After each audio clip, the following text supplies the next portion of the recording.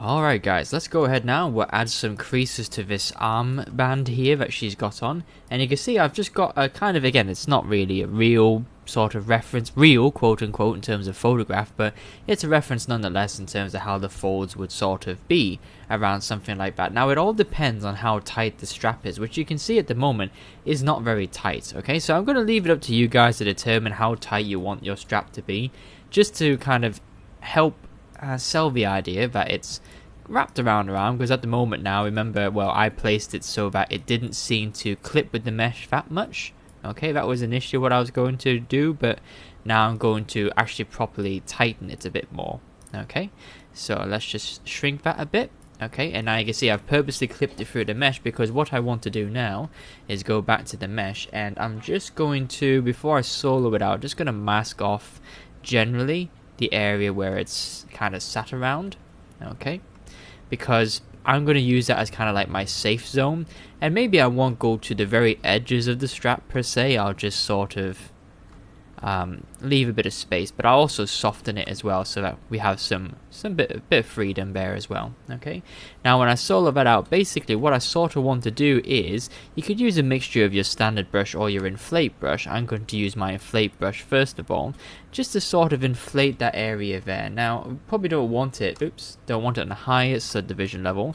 Let's come down to subdivision level 2, and let's just kind of inflate a few areas that we've got here. We're just kind of making bigger some of the areas we've already sort of sculpted. And I'm going to swap back to my standard brush now and just kind of help paint that relief in a little bit more. Okay, we want it to sort of flow up as well, so try not to just kind of create detail around the strap specifically. Try and get it to flow in with the rest of the kind of the folds that we've got going on as well. Okay, so don't just, I guess, create a circumference or perimeter around the strap. You want to actually sort of try and tie it in as much as you can with the folds around there, because that's how it would be. Okay, so if you don't know what I mean here, essentially, if I flip this over now and I just sort of use the inverse of the standard brush, you can see now we've basically got it so it looks like that this strap is essentially pretty tight around. You can see we've got that kind of creasing going on there, and okay, the strap's very low subdivision right now. Let's just go ahead and see, we don't need edges.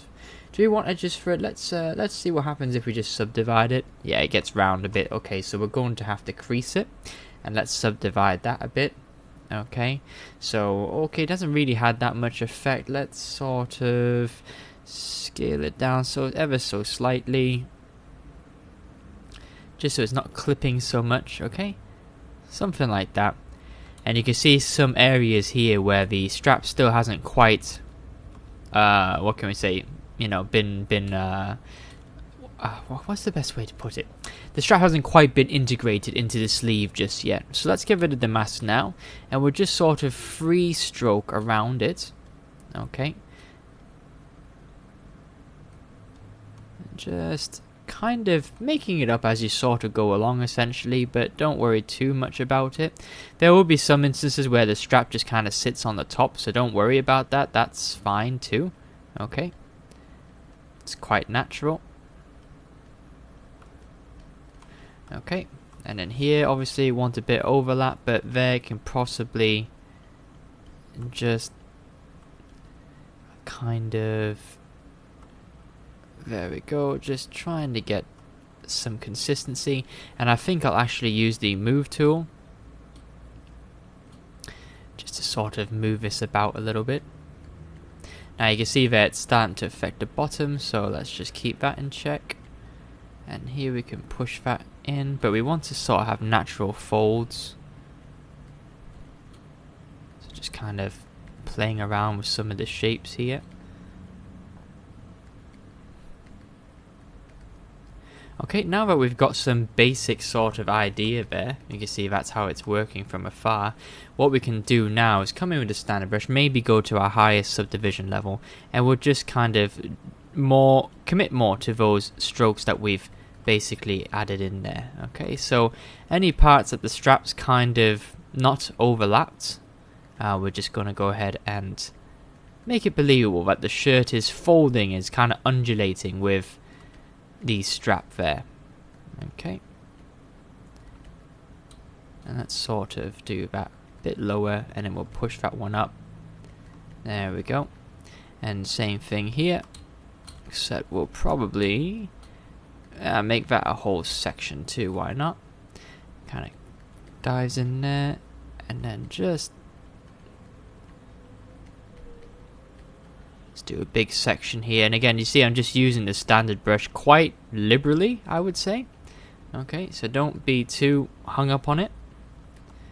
Just kind of go with the flow, essentially. Now, it's a bit too round and bulbousy, so I'm going to come in with my trim dynamic brush now and just trim some of the roundness away, just to get it looking a bit more like the folds.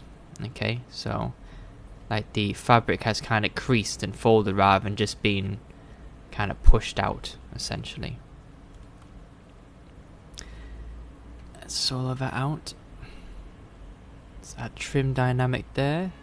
You want to sort of create some planes just to show the fabric is flat and not round and bulbous. Okay. So here, for example, create that, turn that into a plane, and here as well. Okay. And especially up there and underneath. And then up here, you actually not maybe down there on the sides. There we sort of go. Okay. And let's just maybe use a tad of the clay build-up brush. You can smooth that. And let's just trim dynamic that. There we go. Okay, and you probably guessed the next step already, but yes, we are going to use a damn standard brush. Fairly large size, low power though, and just sort of tighten up these folds a little bit, make some sharper, crisp edges, just to sell the idea that they are actual folds. Okay.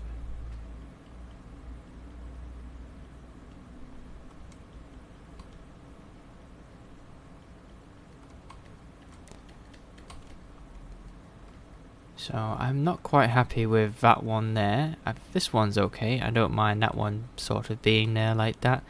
But some of them here, especially the ones on the bottom, are looking a bit odd. So let's just see what we can do about that. I think it needs a bit more kind of pushing in here. It needs to sell the fact that the fabric's kind of been pushed away by this. Yes, that's a bit better. Sorry for the lack of narration, but I think you can sort of see what I'm getting at rather than me trying to explain it to you and put it into words.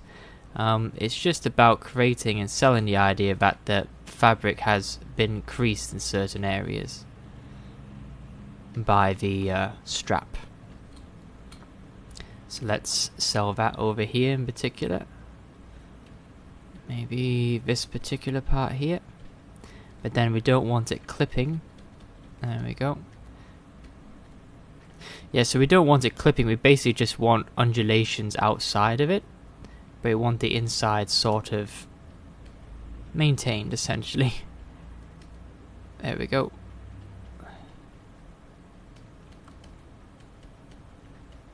Okay. Alright, starting to look a bit better now.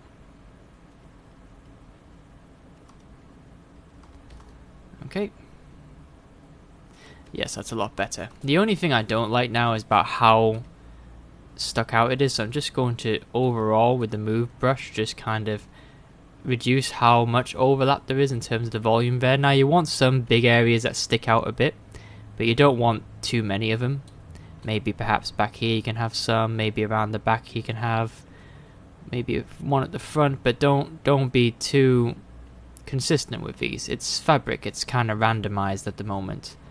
So let's keep that random factor a part of the process. Okay, there we go. Alright, yeah, so that's my advice there for generally doing folds. The other thing I want to sort of do, I'll spend one more video on, is after doing the kind of strap area there, I just want to, you see how at the moment some of these folds are quite murky, they're still a little bit soft looking, a little bit round, but here we've got these nice crisp folds. Well, essentially I want to do those crisp folds here as well to some of the smaller kind of creases that we have going on. Okay, so that will be the goal in the next video.